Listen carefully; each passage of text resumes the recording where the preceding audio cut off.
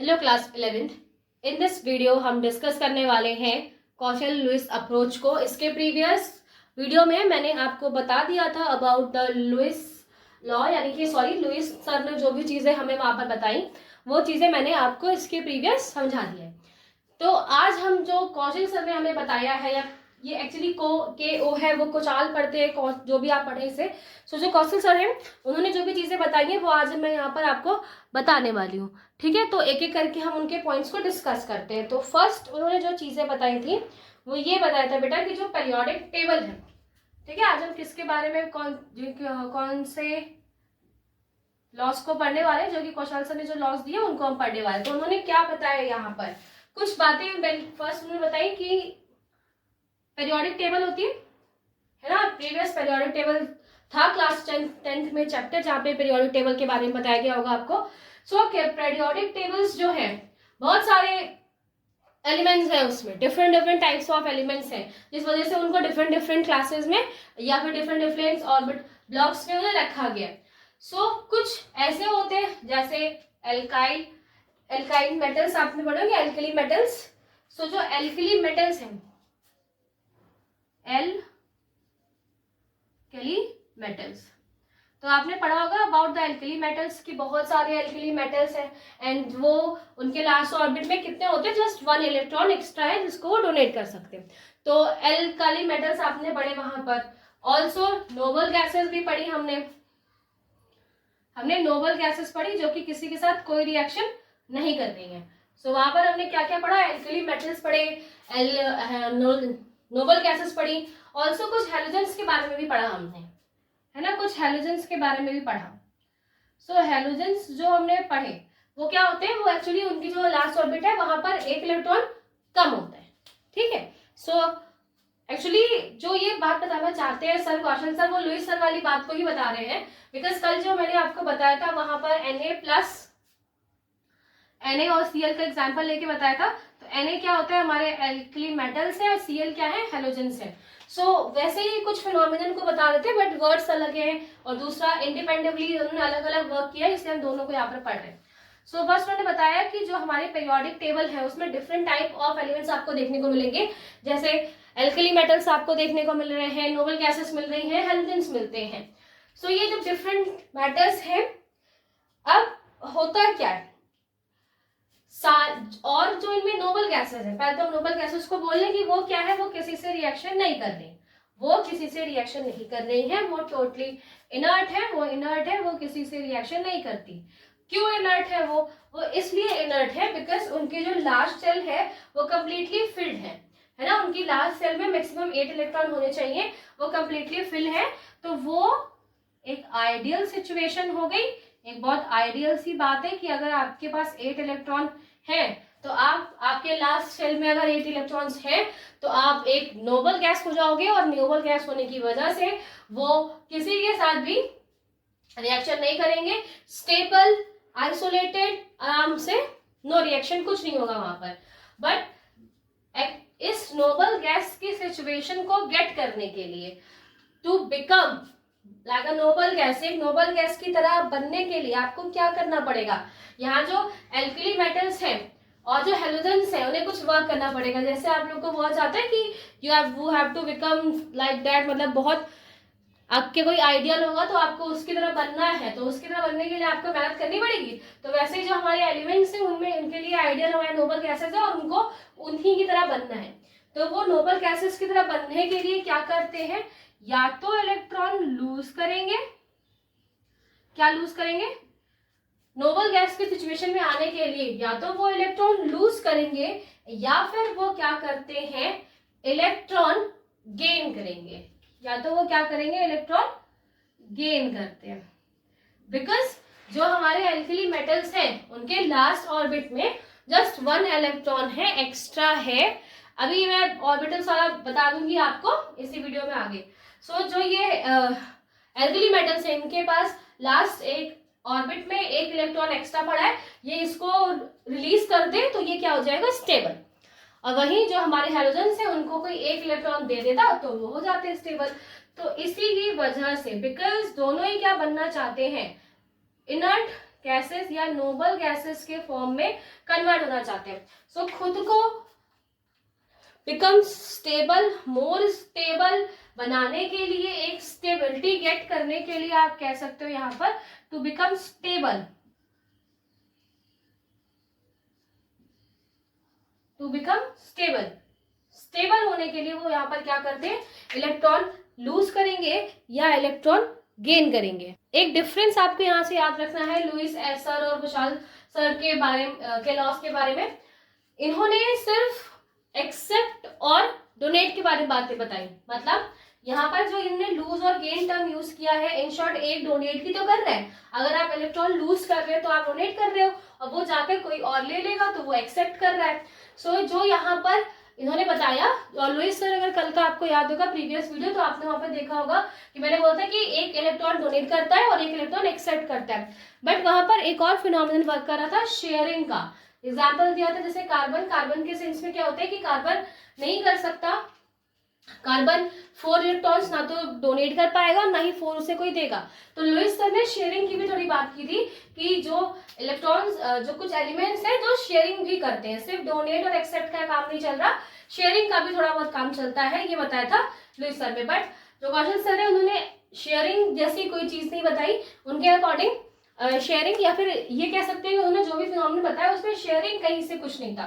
सो आप ये डिफरेंस याद रख सकते हो कि अगर डिफरेंस पूछा जाए, बिकॉज बात दोनों सेम ही कर रहे हैं, डिफरेंस क्या है, तो उन्होंने शेयरिंग के बारे में बताया था, उन्होंने यहाँ पे नहीं बताया कि इलेक्ट्रॉन्स शेयर भी हो सकते हैं। सो फर्स्ट उन्होंने बताया कि अल्कीन मेटल्स क्या कर सकते हैं, इलेक्ट्रॉन लूज कर सकते हैं, लूज करके वो स्टेबल हो जाएंगे, और हेलोजेंस है वो इलेक्ट्रॉन्स गेन कर लेंगे और गेन करके वो स्टेबल हो जाएंगे।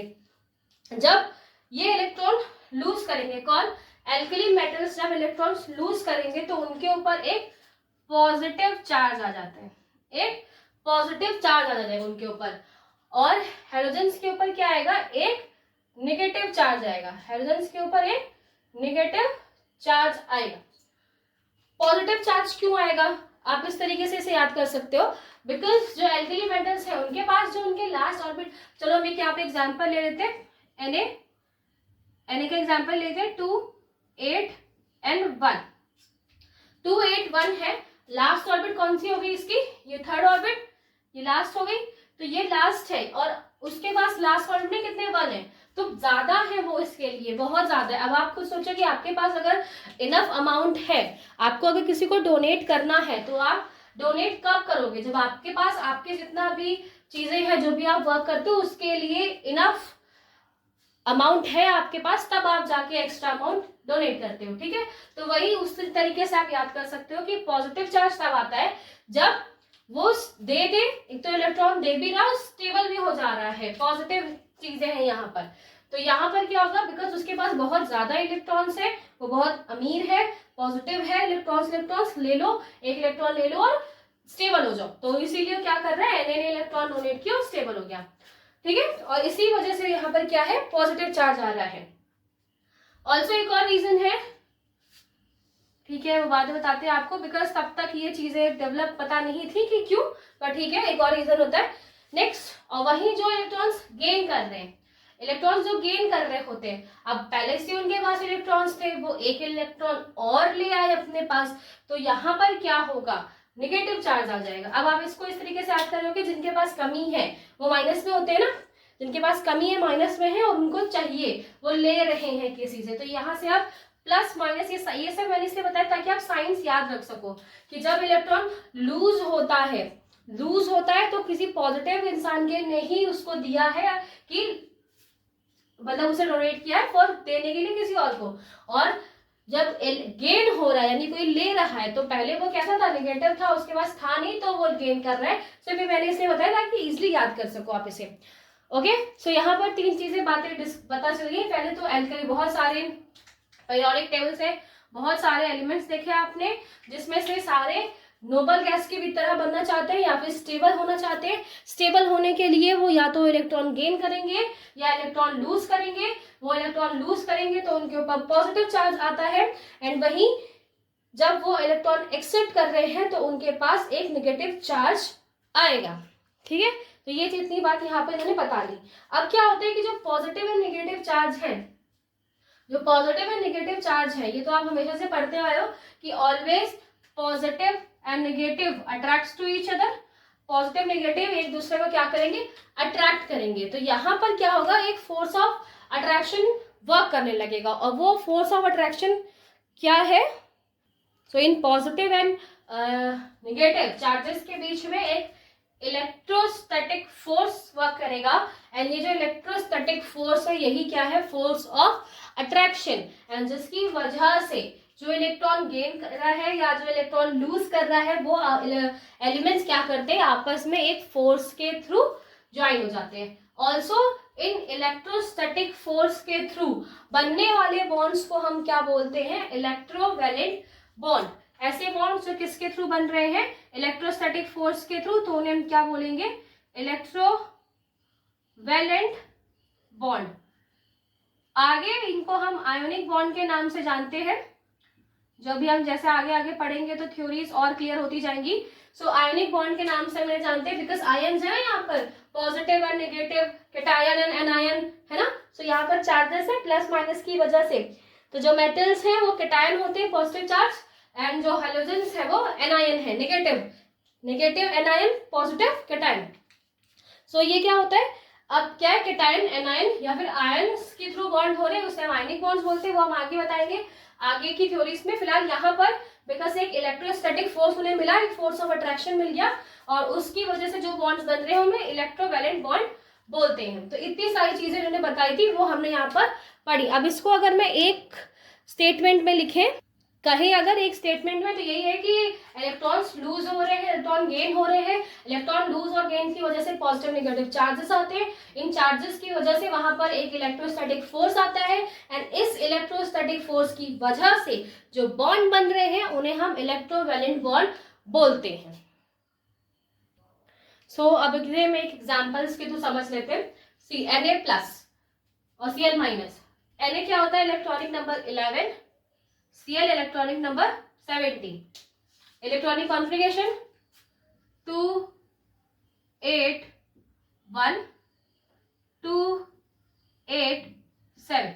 ठीक है, इसको अगर हम एसपीडीएफ के फॉर्म में लिखें, जैसे कि मैंने प्रीवियस में लिखा था, बिकॉज जो बेटा ये जो सेल्स होती है, आपको पता है कि जो न्यूक्लियस के चारों तरफ जो सेल्स होती है उनमें सब सेल्स होती है, उनके अंदर भी सेल्स होती है, और जो उनके अंदर जो सेल्स होती हैं उन्हें हम क्या बोलते हैं, S P D and F. ठीक है, आपको पता है ना, उनके अंदर भी सब सेल्स होती हैं। सो जो सब सेल्स हैं उनमें इलेक्ट्रॉन्स फिल किए जाते हैं, है ना, इलेक्ट्रॉन्स वहां पर फिल किए जाते हैं। तो जो एस है, एस में मैक्सिमम 2 इलेक्ट्रॉन्स आ सकते हैं, एस में मैक्सिमम 2 ही इलेक्ट्रॉन आ सकते हैं। तो वहां पर जो ब्लॉक हम बनाएंगे, एक ब्लॉक ही बनेगा वहां पर, और उसमें कितने मैक्सिमम इलेक्ट्रॉन्स आ सकते हैं, 2। वहीं पी में मैक्सिमम 6 इलेक्ट्रॉन्स आ सकते हैं। कितने आते हैं, या प्रीवियस 9th क्लास में पढ़कर आया होगा किसमें कितने रॉक्स आ सकते हैं। तो जो पी है, उस पी के अंदर मैक्सिमम 6 इलेक्ट्रॉन्स फिल हो सकते हैं। सो 3 ऑर्बिटल्स यहाँ बनेंगे, जिसमें 1 2 3 4 5 6। बिकॉज एक जो बॉक्स बनाया है, जो एक ऑर्बिटल बनाया है, उसमें 2 इलेक्ट्रॉन्स एक साथ रह सकते हैं, और पी में मैक्सिमम 6 इलेक्ट्रॉन्स हो सकते हैं, इसलिए यहाँ पर 3। नेक्स्ट डी, इसमें 10 इलेक्ट्रॉन्स हो सकते हैं। ठीक है, 10, इस वजह से 5 1 2 3 4 5। यहाँ पर कितने 5 ब्लॉक्स बनेंगे, बिकॉज 10 इलेक्ट्रॉन्स यहाँ पर रहते हैं। फिल करो इसे, 1 2 3 4 5 6 7 8 9 10। एंड वही एफ 14 हो सकते हैं। सो 7 1 2 3 4 5 6 7 1 2 3 4 5 6 7 1 2 3 4 5 6 7 1 2 3 4 5 6 7 टोटल 14 हो जाएंगे। सो इस तरीके से क्या होता है, एसपीडीएफ के अंदर हम इलेक्ट्रॉन्स को फिल कर सकते हैं।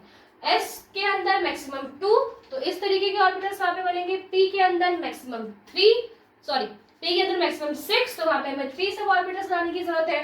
डी के अंदर मैक्सिमम 10, तो वहां पर हम 5 सब ऑर्बिटल्स बनाते हैं। एंड एफ के अंदर मैक्सिमम 14, तो इस वजह से वहां पर हम 7 ऑर्बिटल्स को बना रहे हैं, और जिन्हें हम इस तरीके से फिल करते हैं। यही मैंने कल आपको वहां पर एसपीडीएफ के फॉर्म में करके बताया था कि अगर हम एसपीडीएफ के फॉर्म में या फिर जो हम ये लिखते हैं 1s2 2s2, बिकॉज अब आपको इस तरीके से, आपने क्लास 10th में भले ही इस तरीके से आपने इलेक्ट्रॉनिक कॉन्फ़िगरेशन कर लिया, बट आपको इस तरीके से आना चाहिए अब 1s2 2s2 2p6 and 3s2।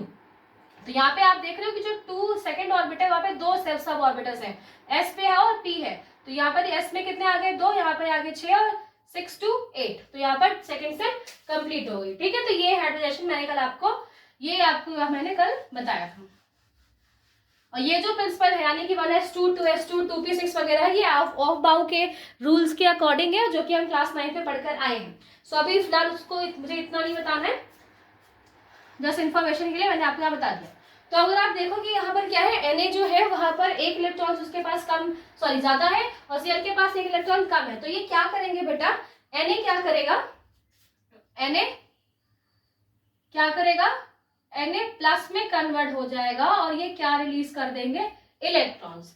Na क्या हो गया, Na प्लस में कन्वर्ट हो गया और Na प्लस में कन्वर्ट होके उसने इलेक्ट्रॉन्स को रिलीज कर दिया। अब ये इलेक्ट्रॉन्स जो फ्री है वो किसी के पास तो जाएंगे और Cl के पास तो कमी है ही, तो Cl इस इलेक्ट्रॉन को एक्सेप्ट कर लेगा, Cl इस इलेक्ट्रॉन को एक्सेप्ट करेगा और एक्सेप्ट करके वो क्या हो जाएगा, किसमें कन्वर्ट हो जाएगा, इलेक्ट्रॉन Cl माइनस में। और इस तरीके से क्या हो गया, हमें क्या मिलेगा, एक NaCl हमें मिलेगा, Na प्लस Cl माइनस हमें आपसे मिल जाएगा। इस तरीके से क्या हो गया, एक इलेक्ट्रॉन ने, एक एलिमेंट्स ने एक इलेक्ट्रॉन लूज किए, एक ने एक्सेप्ट किए और एक कंपाउंड हमें वहां देखने को मिला।